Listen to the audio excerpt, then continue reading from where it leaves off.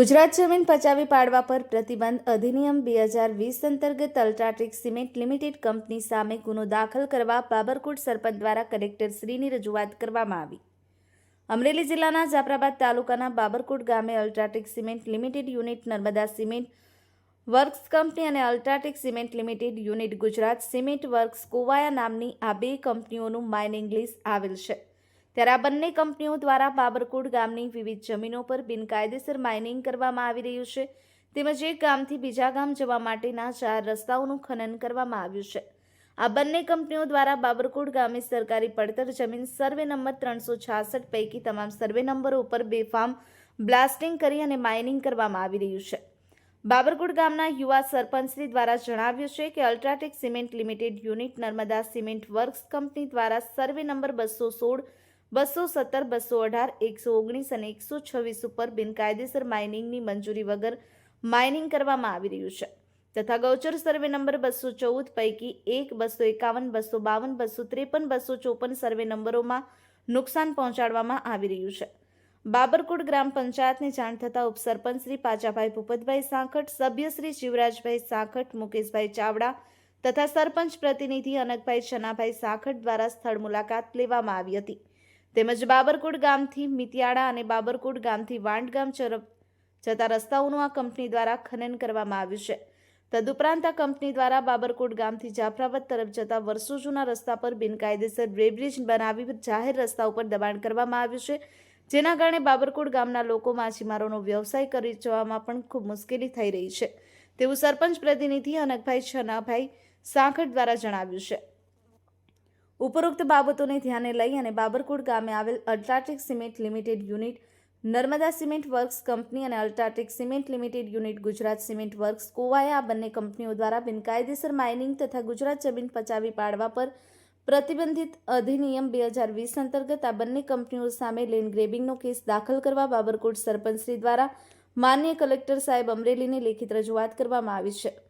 Bhupat Sankhat, Mahadev Times News, Amreli.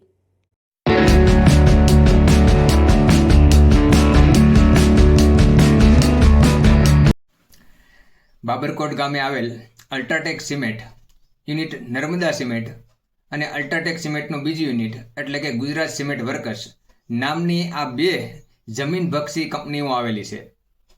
આ બંને કંપનીઓનું mining lease અમારા બાબરકોટ ગામે આવેલ છે।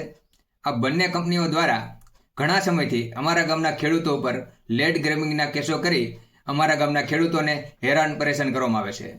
ત્યારે આ કંપની દ્વારા અમારા ગામે આવેલ સરકારી પડતર જમીન સર્વે નંબર 366 પૈકીના સર્વે નંબરો ઉપર ખનન કરવામાં આવી રહ્યું છે।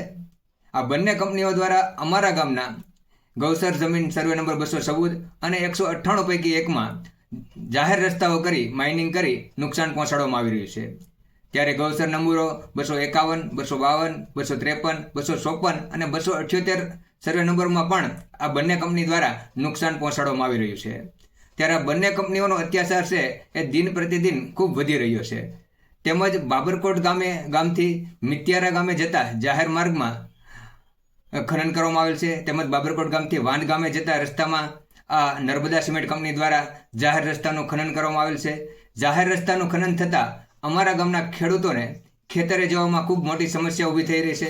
તેમજ ગૌચરમાં માલઢોરને લઈ જવા માટે પણ ખૂબ મોટી સમસ્યા ઊભી થઈ રહી છે।